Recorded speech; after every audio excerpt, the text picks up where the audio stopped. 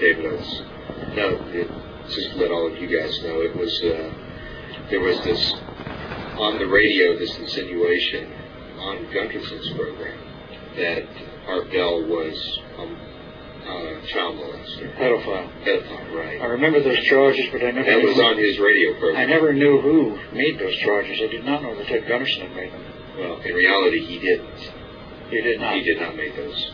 But somehow Art Bell thought he did, or was told that there's a mystery behind it. Yes, there is some mystery involved in this whole thing.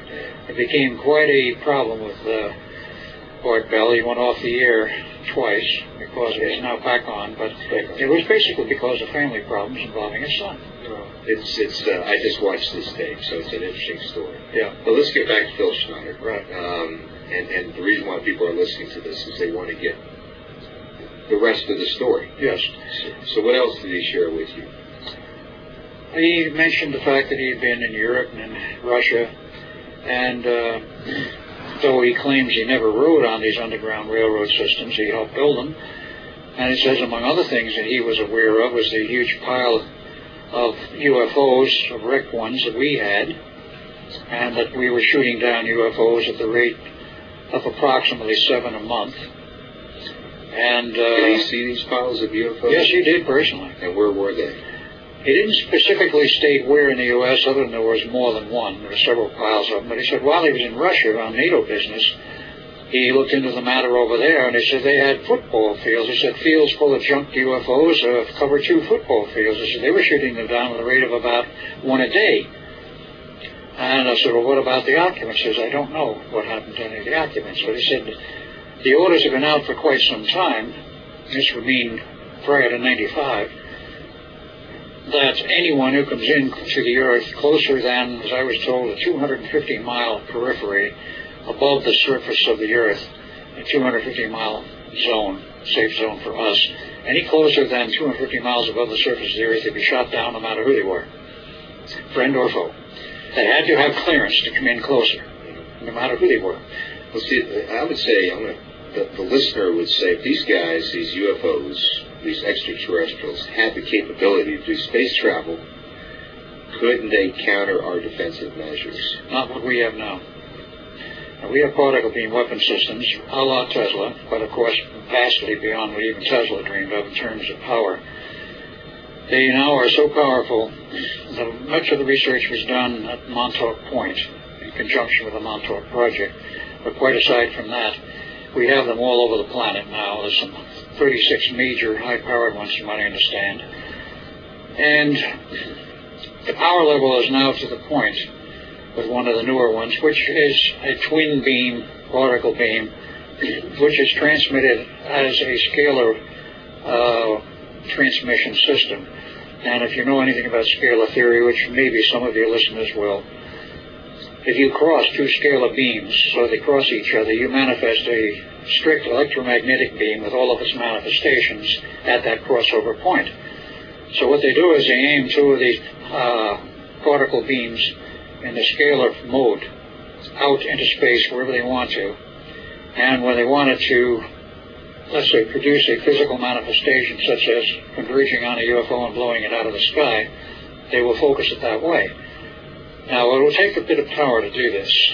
The power now is up into the terawatts region. It has gone from megawatts to gigawatts. It's now up to terawatts. And the last piece of information I had on this was that we have been using the moons of Jupiter for a shooting gallery for practice with the particle beam, the newest one from Earth. The tunnel for these have to be optically aligned, laser aligned, and so forth. 300 miles long? Deep, you mean? No, 300 miles long for the system, well under the Earth, in the middle of the U.S. somewheres.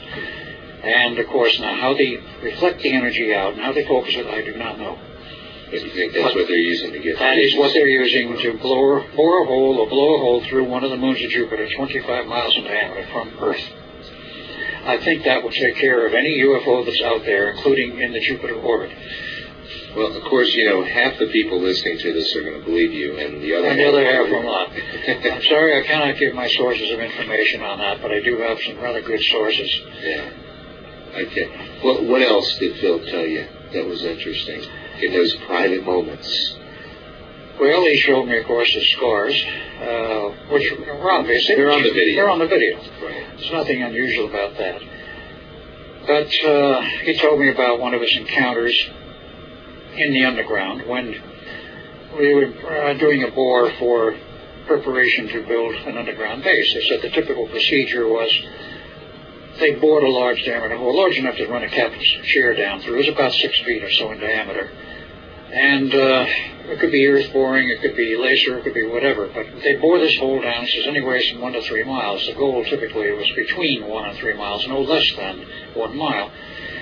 But his job was, when they had it down to the depth they wanted, he would go down on the captain's chair, literally, physically down in the borehole, and examine the rock structure at the bottom to see if it's a kind of rock structure that would be possible to use to create by blasting their underground base. He says more than once it happened that as they were boring, they hit an open area, an underground cavern system. And he was dropped down the first one of these, where it happened that way. He was told, get on the chair and go down and find out what's down there. Well, I took lighting with him. He said he didn't know what to expect. Is this the Dulce Wars you're going to talk about? No, this was before the Dulce Wars. So another one. This was nothing to do with Dulce Wars. This is in the standard procedures of building the underground bases. Wouldn't it get hot? I mean, I can imagine if you're being lowered down. No, this is another great misconception. I've done a lot of spelunking in my life, and this is one of the strange things they tell you. In all of the natural caves, natural cavern systems, they are the same temperature the world over, averaging around 52 degrees Fahrenheit. Night or day, summer or winter. They vary maybe plus or minus 2 degrees from that. But they hold right around 52, and regardless of the depth, they're still 52 degrees. Now, you say, well, what about volcanoes? They have a special structure, and apparently the volcanoes, of course they're hot, they're molten rock. But there's no truly accurate theory to explain why you have volcanoes with all this molten lava, which is assumed to come from the center of the earth. It does not. Why we have volcanoes is still something of an unexplained mystery, and even Phil couldn't come up with an answer on that one. But he was down on this one case on the chair. So this was before the Dulce Wars? This is before the Dulce Wars. Okay. He got down into the chair and go down to the left, get out of the chair, and is wandering around in a very dim cavern system, very foul air. Apparently sort of breathable, but very foul air. And with his lighting, he looked around there, and he thought he saw a shadow or something moving. He wandered around one of the corners of this cavern system, was face to face with an alien. He said he looked at it looked at him. If I remember correctly, he described it as a reptilian. But he says it went for something on his chest, some kind of a plaque or thing on his chest. And he describes the story on... Yeah. But he says he pulled out his 9mm Ruger that he had in his pocket. He wasn't supposed to have in the suit, but he had on to take the gun with him that day, and he did, and he shot this thing dead before he got him. He said this happened more than once. Well, I thought this was the Dulce Wars you're talking about, because he said that 60 or so soldiers actually got killed in that exchange. In the exchange in the Dulce Wars and the Dulce Tunnel, but this was a totally separate phenomenon. See, when he was talking about exploring, this is when I say private conversations. Okay. He was exploring these caverns when they hit them. When he went back up finally and told them what happened, he said he got the impression that they knew all about it. He says eventually he learned the government knew where these underground caverns were and that they were inhabited. So how is that experience different from what the Dulce Wars were? The Dulce Wars was going into a base they already knew, already had. It was originally a government base. It was turned over to the aliens, and they took it over completely and eventually kicked out the scientists, wanted to run it entirely on their own.